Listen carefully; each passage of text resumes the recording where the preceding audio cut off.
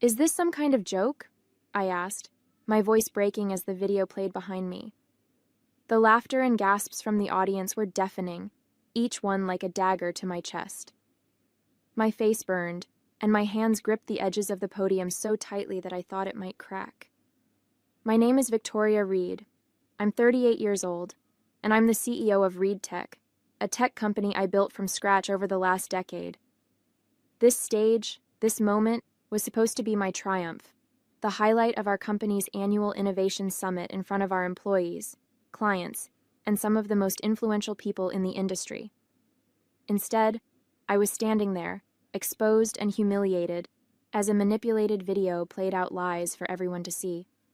Not long before, the room had buzzed with anticipation as I stepped onto the stage, the bright lights blinding me momentarily. This wasn't just another keynote speech. It was the moment.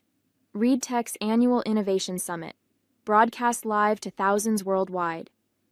The audience was a mix of employees, clients, and industry leaders, all gathered to hear about our latest breakthroughs. Months of preparation had led to this day, and I was ready. Or at least I thought I was. Just as I clicked to advance my first slide, the screen behind me flickered. I paused, turning slightly, assuming it was a technical glitch. But instead of my carefully crafted presentation, a video began to play. My heart dropped. It was a deepfake, my face, my voice, saying things I never said. The version of me on the screen was cruel, mocking employees, sneering at charitable projects, and making offensive comments about clients. Gasps echoed through the room, quickly followed by uneasy laughter, the kind that made my skin crawl. I turned back to the audience, my pulse hammering in my ears. My voice caught in my throat, but I forced myself to speak. "Well," I said, gripping the edges of the podium, "that's certainly one way to get everyone's attention." My attempt at humor fell flat, the laughter in the room shifting from nervous to derisive. The murmurs swelled. I could see people in the crowd glancing at one another, their expressions shifting from shock to skepticism. "Let me be clear," I continued, my voice faltering but firm. "What you just saw is not real. It's a fabrication. And while I don't know who's behind it yet, I can promise you—" "Is it, though?" someone called out from the back. Their voice cut through the room like a blade. More laughter followed, sharper this time. The murmurs grew louder. Phones were out, recording the spectacle as my world unraveled in real time. As I stepped off the stage, the event organizers announced a sudden 30-minute break before the next speaker. The crowd buzzed with murmurs and speculation, the whispers growing louder as I walked past. I could feel the stares burning into my back, some curious, some judgmental, and others downright gleeful. My face burned with humiliation, but I kept my head high, refusing to let anyone see me falter. Once backstage, I collapsed into a chair, my legs trembling. The green room was quieter, but not by much. A few staff members hovered nearby, pretending to work while stealing glances in my direction. My phone, resting on the table in front of me, was lighting up with notifications faster than I could process. The headlines were already appearing. "Scandal at Reed Tech Summit. CEO Victoria Reed embroiled in controversy." The 30 minutes stretched on like an eternity. People milled about in the main hall, their voices carrying through the thin walls of the green room. I heard fragments of conversations, my name, the words video, fake, and career ending cutting through the din. Every word felt like a jab, a reminder of how quickly a reputation could unravel. When Megan, my executive assistant, rushed in, her face was pale. "Victoria," she began cautiously, "the press is asking for a statement. They're waiting outside and it's not looking good." Her voice cracked on the last word, and for the first time, I saw the worry in her eyes. Worry for me, for the company, for everything we'd built. I stared at her, the words failing to form in my head. The break was ticking down, the next speaker preparing to take the stage. But all I could think about was how to fix this, or if I even could. The next few days were brutal. Every headline seemed to scream my name, and every conversation within the industry had me as its centerpiece. Investigations quickly revealed the truth. The images and videos were fake. Experts confirmed they had been generated with cutting-edge deepfake technology, designed to look disturbingly real. Even with the truth on my side, the damage was done. My reputation now carried a stain, one that wouldn't wash away easily. Doubts lingered in the minds of those who had seen the video, especially those who didn't follow the updates or didn't care to dig deeper. Fake or not, where there's smoke, there's fire, I overheard one executive say at a networking event later that week. The comment made my stomach turn. Inside ReedTech, the whispers were louder than ever. My employees were supportive on the surface, but I could see the unease in their faces. Some wondered if the sabotage pointed to a deeper issue in the company's leadership.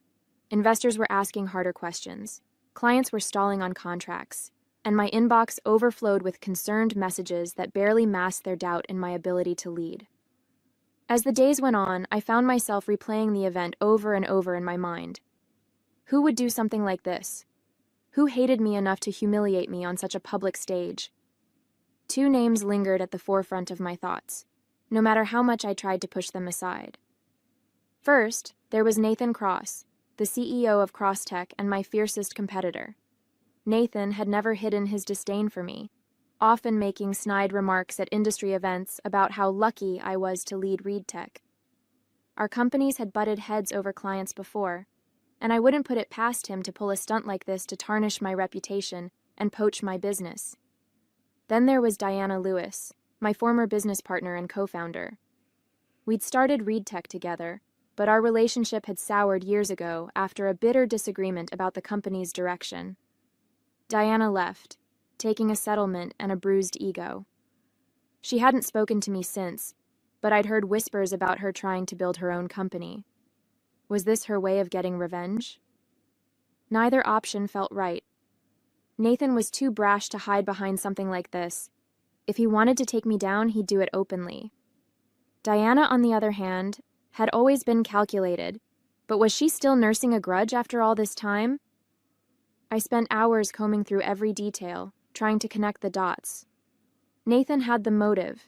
Hurting me would weaken ReedTech's standing in the industry, giving his company an edge. But the more I thought about it, the less it made sense.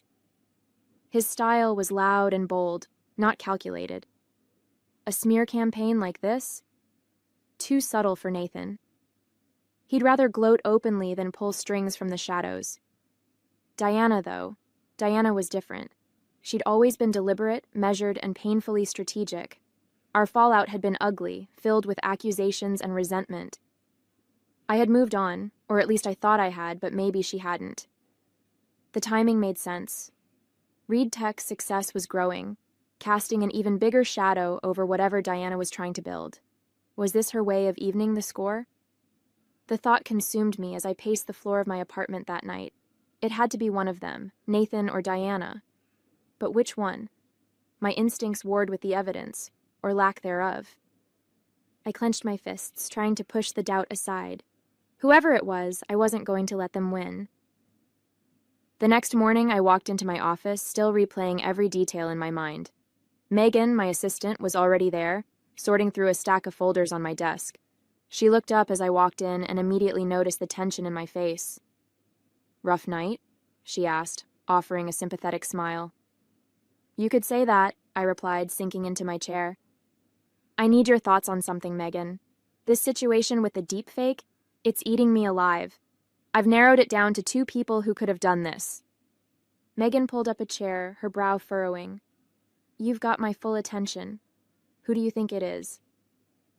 I leaned forward, resting my elbows on the desk. "Nathan Cross or Diana Lewis. Nathan has always hated me, and ReedTech is his biggest competition. Taking me down would give him a huge advantage.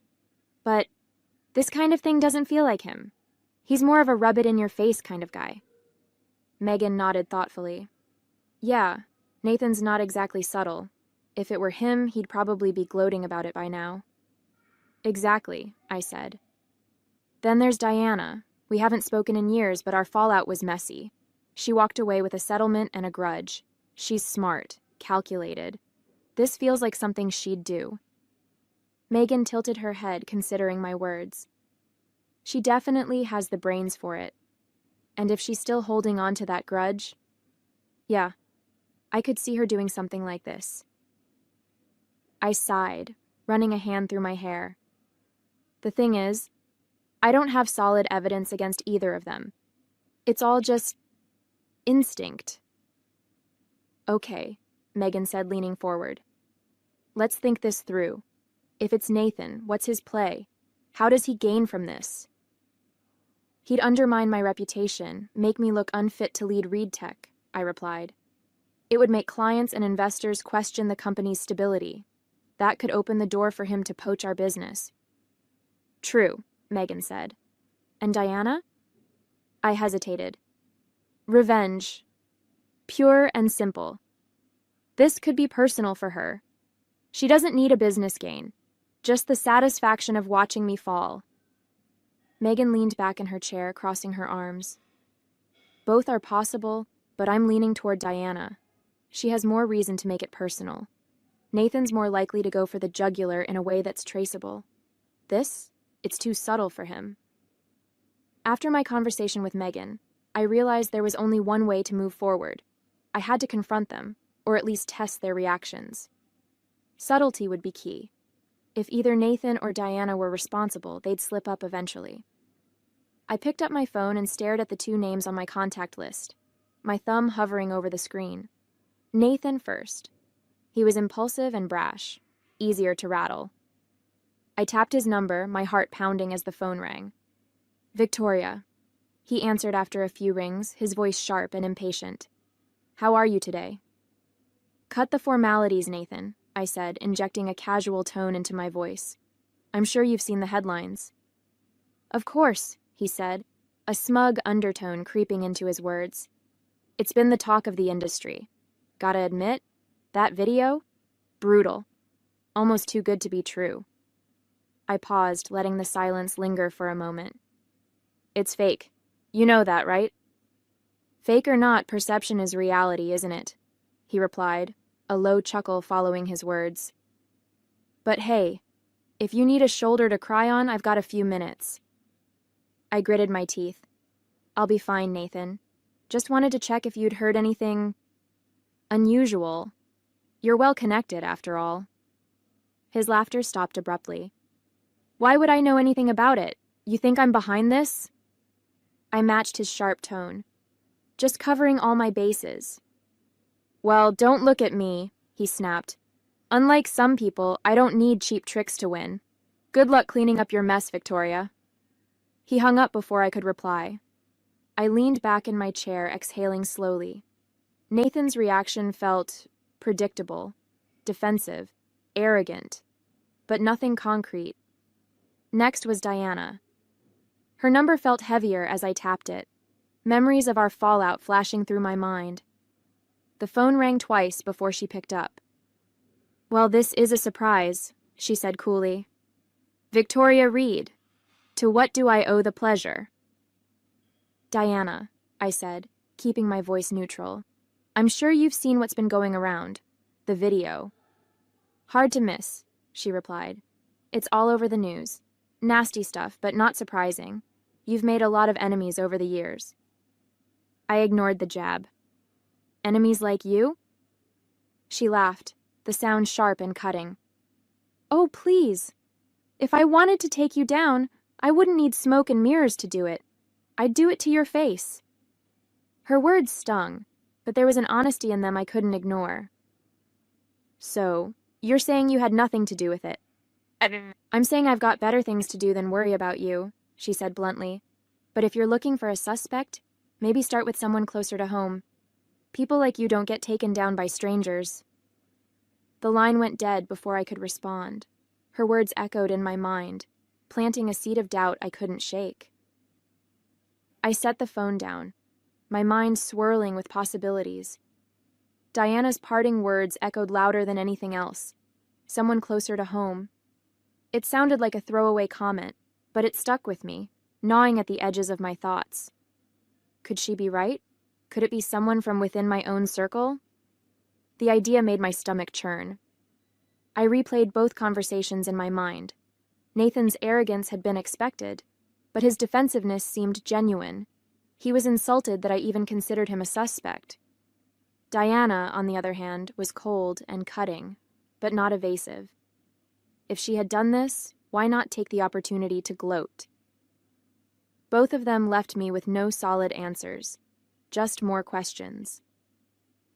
Megan walked into my office with a stack of reports, her face unreadable. "How did it go?" she asked, setting the papers on my desk. I sighed. "About as well as you'd expect. Nathan was defensive, Diana was condescending, and neither of them gave me anything useful." Megan sat down across from me, folding her hands in her lap. "Maybe Diana's right. Maybe it's not them. Maybe it's someone closer." I frowned, her words hitting too close to Diana's for comfort. "You think someone at ReedTech would do this?" She shrugged. "It's not impossible. You've made tough decisions, Victoria. Not everyone's happy about them." The thought unsettled me, but I couldn't dismiss it. If that's true, then whoever it is knows this company inside and out. They had access to private footage, internal systems. "Exactly," Megan said. "Maybe it's time to widen the search." I nodded, the weight of her suggestion pressing down on me. If this betrayal really did come from inside ReedTech, it meant one thing. I had been blind to it all along. And whoever did this wasn't just trying to tarnish my name. They were trying to destroy everything I'd built. The next few weeks became a blur of quiet investigation and growing paranoia. I asked IT to comb through our systems for any signs of unauthorized access, but so far, they hadn't found anything conclusive. Every time I walked into a meeting or passed someone in the hall, I wondered, was it you? Megan and I worked late into the nights dissecting every clue we had. She was relentless, her attention to detail impressing me even in the midst of chaos. She'd pull files, cross-reference timelines, and double-check every piece of data. If there was a thread to pull, she was determined to find it. One evening, as we sat in my office under the dim glow of my desk lamp, Megan leaned back in her chair and sighed. "What if this isn't about money or competition?" she asked. "What if it's personal?" I looked up from my laptop. "Personal? How?" "Think about it," she said. "This wasn't just an attack on ReedTech. It was targeted at you. The way that video was edited, the things it showed, it was meant to humiliate you, not just discredit the company." Her words sent a chill through me. I had been so focused on the professional implications that I hadn't considered the personal angle. But Megan was right. Whoever did this wanted to hurt me on a deeper level. The question was, why? The next morning, as I sipped my coffee and tried to brace myself for another day of uncertainty, my phone buzzed with a notification. It was an email from Tom, the head of IT. Subject: Update on deepfake investigation Victoria. We found a possible lead. Can you come down to the IT department to discuss? Tom. I didn't waste a second. Within minutes, I was in Tom's office, where his desk was covered in screens displaying server logs, timestamps, and what looked like access trails. He gestured for me to sit, his expression a mix of determination and unease. "We've been working nonstop," he began. "Last night, we found something unusual. During the time the video was uploaded, there was remote access to the presentation server." "Remote access?" I asked, leaning forward. "From outside the company?" Tom shook his head. "No, from within. The access came through a VPN, masking the original user's identity. But we managed to narrow it down to one department: communications." I frowned. "Communications? Why there?" "It makes sense," Tom said. "That department handles external presentations, media files, and anything related to public-facing content. The person responsible likely had access to the presentation software and the event materials." I nodded, processing the information. It was a solid lead, but it didn't point to a specific person yet. "So, what's next?" Tom tapped on his keyboard, pulling up another screen. "We're running a deeper scan to pinpoint which workstation initiated the VPN access. Once we have that, we'll be able to identify the account used." "Good," I said, my voice firm. "Keep me updated. And Tom? This stays between us." He nodded. Understood. As I left his office, the weight of this new lead settled on my shoulders. Someone in communications. Someone who worked closely with event materials. The circle was tightening, but the question remained. Who? Later that day, Tom called me back to his office. The room was dim, the glow of his monitors casting shadows on the walls. His face was set in a determined frown as he motioned me toward his desk. "We've narrowed it down," he began, tapping a screen that displayed server logs and access trails. The VPN access during the conference originated from a workstation assigned to Anna Carver, one of the junior associates in the communications department. "Anna?" I repeated, trying to recall her face. She was relatively new, quiet, diligent, and hardly someone I'd associate with something this malicious. "What else do we know?" "Well, here's where it gets strange," Tom said, pulling up a new set of data. Her credentials were used to log into the system during the exact time frame of the deepfake upload, right as your presentation began. But this wasn't from her office. It was from a workstation set up for the event backstage. I frowned. "You mean someone was physically in the building during the summit?" He nodded. "Exactly. And it gets better, or worse, depending on how you look at it." He clicked to open a video file. "We synced the login time with the building's security footage. This is the backstage area during your presentation." On the screen, I saw a figure dressed in a black blazer and slacks swipe an ID card at one of the event workstations. The timestamp matched perfectly with the moment the video interrupted my keynote. The footage was grainy, and the person's face was turned away from the camera, but it was clear this wasn't Anna. The build, the posture, it didn't match her at all. It matched someone else. And I knew exactly who. It was Megan. The air felt heavy around me as I tried to process what I was seeing. Megan, the person who had stood by my side through everything, had betrayed me in the most personal, calculated way possible. I couldn't bring myself to say anything as I walked back to my office. The images of Megan from the security footage looped in my mind, each replay cutting deeper. How had I missed this? How had I let someone so close slip through my defenses? By the time I reached my desk, my emotions had shifted from shock to anger. Megan was seated at her usual spot outside my office, typing away on her computer as if nothing had happened. She looked up and smiled, a practiced, familiar gesture that now felt hollow. "Hey, Victoria," she said cheerfully. "Tom mentioned you were in IT earlier. Any updates on the investigation?" Her calmness made my stomach churn. "Nothing yet," I said evenly, forcing a tight smile. "But we're getting close." Her face didn't betray a single flicker of concern. If anything, she looked intrigued. "That's good to hear. Whoever did this is going to pay, right?" I nodded slowly, the weight of her betrayal settling deeper into my chest. "Oh, they will," I said, my voice steady despite the storm inside me. "I'll make sure of it." That night, as I sat in the quiet of my apartment, the weight of Megan's betrayal pressed down on me. I stared out the window at the city lights, my mind running in endless loops. She had worked beside me for years, earning my trust and positioning herself as my confidant. And now I knew the truth. I needed to expose her, but how? The evidence was undeniable, yet the way I handled this would define not just her fate, but mine as well.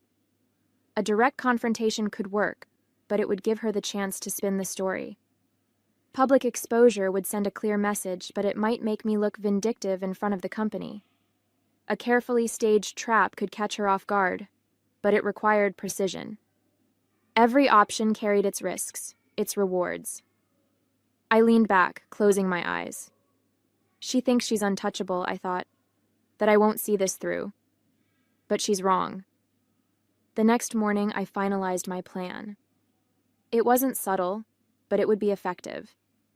The entire company needed to see the truth, not just for my sake, but to reinforce that no one, not even someone close to me, could get away with undermining ReedTech. I called Megan into my office. "We're holding a company-wide town hall this afternoon," I said, keeping my tone neutral. "It's about the deepfake investigation. I want you there by my side. You've been my closest ally through all this, and it's only right that you're part of the resolution." Megan's face didn't flinch. If anything, she seemed pleased, even smug. "Of course, Victoria. I'll be there." The hours leading up to the event were a blur of preparation. Tom worked tirelessly to compile a polished presentation of the evidence, and I rehearsed my own opening remarks. By the time the town hall began, the auditorium was packed with employees, all eager to hear how we'd resolved the scandal that had gripped the company for weeks. Megan sat to my left, her posture relaxed, a faint smile on her lips. Tom sat to my right, his laptop open and ready. I stepped up to the podium, taking a deep breath before speaking. "Thank you all for being here," I began, my voice steady despite the storm brewing inside me. "As you know, ReedTech has been under fire recently due to a malicious deepfake video that disrupted our Innovation Summit. Today, we're here to share the results of our investigation." I gestured to Tom, who stood and began his presentation. He walked through the timeline, explaining the VPN access, the stolen credentials, and the security footage. The room was silent, employees hanging onto every word. Then came the moment of truth. Tom clicked to the final slide, a freeze frame of Megan at the backstage workstation, her face clear and unmistakable. A collective gasp rippled through the room. "The individual responsible for the sabotage is Megan Lawson," Tom said, his voice firm. "We have incontrovertible evidence linking her to the incident." All eyes turned to Megan. For the first time, her calm facade cracked. Her face flushed, her hands gripping the armrests of her chair. This is ridiculous," she stammered, her voice shaking. "You've got it wrong!" I stepped forward, my gaze locked on hers. "Megan," I said, my tone sharp but controlled, "the evidence doesn't lie. You had the access. You made the upload. And you betrayed this company. And me." Megan shot up from her seat, her face a mixture of anger and desperation. "You don't understand," she said, her voice rising. "This has to be some kind of mistake." Tom remained calm, scrolling back through the footage. "There's no mistake," he said. "The badge was stolen, yes, but you were the one who used it. The fingerprints on the keypad? They're yours, Megan. You've been caught." The employees in the room murmured, the tension rising with every second. Megan turned to me, her voice trembling. "Victoria, you can't really believe I'd do this to you. We've worked together for years. I've always been loyal." I stepped forward, my expression hard as steel. "Loyalty isn't sabotaging my career, Megan. Loyalty isn't putting the entire company at risk for your own gain.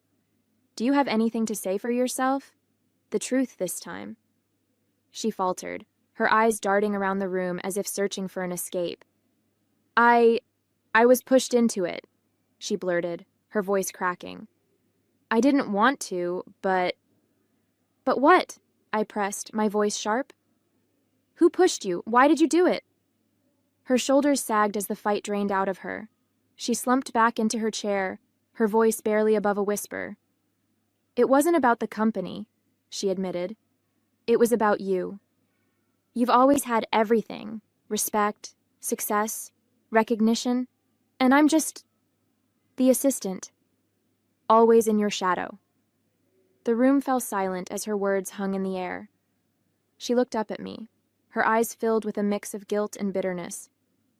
I thought, if I could make people doubt you, maybe I'd finally matter. Maybe people would notice me.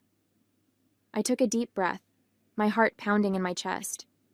Her confession cut deeper than I expected, not just because of the betrayal, but because of the raw envy and resentment she carried. "Megan," I said, my voice softer now but still firm, "you could have talked to me. You didn't need to tear me down to make yourself feel seen, but what you did, this isn't just personal, this is criminal."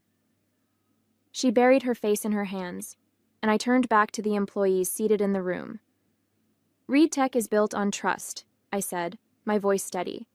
"And when that trust is broken, there are consequences." I didn't press charges, just fired her. As much as I wanted justice, I wanted closure even more. Dragging this out in court wouldn't give me the peace I needed. Megan's confession was enough. She had destroyed herself with her own ambition, and there was no coming back from it. The next few days were surreal. Megan's betrayal became the talk of every newsroom and industry podcast. Headlines like, "Reed Tech Scandal, Assistant Sabotages CEO with Deepfake," and "Betrayal at the Top, How Envy Almost Toppled Victoria Reed" dominated the media cycle. Her name and face were everywhere, her actions dissected and condemned by commentators and industry insiders alike. Employees at Reed Tech rallied around me, offering their support and relief that the mystery had been solved. Investors, initially cautious, began to reaffirm their trust in the company. But as the world buzzed about Megan, I focused on rebuilding what mattered most: my reputation, my company, and the trust of those who had always believed in me. I made a point to call both Nathan and Diana. I owed them an apology for my suspicions, and to my surprise, they both accepted it with grace. It was a small step toward clearing the air, but it mattered. As for Megan, she got what she wanted. She was noticed, but not in the way she'd hoped. Instead of admiration, she earned infamy, her name tied to a betrayal that cost her everything. I couldn't dwell on it any longer. I had a company to lead and a future to build, leaving the shadows of her actions far behind me. Hey there! Did you like the story? If you did, don't forget to hit the like button and subscribe to the channel. It helps us a lot and makes sure you won't miss out on more great stories we share here. Thank you for watching, and we'll see you in the next one.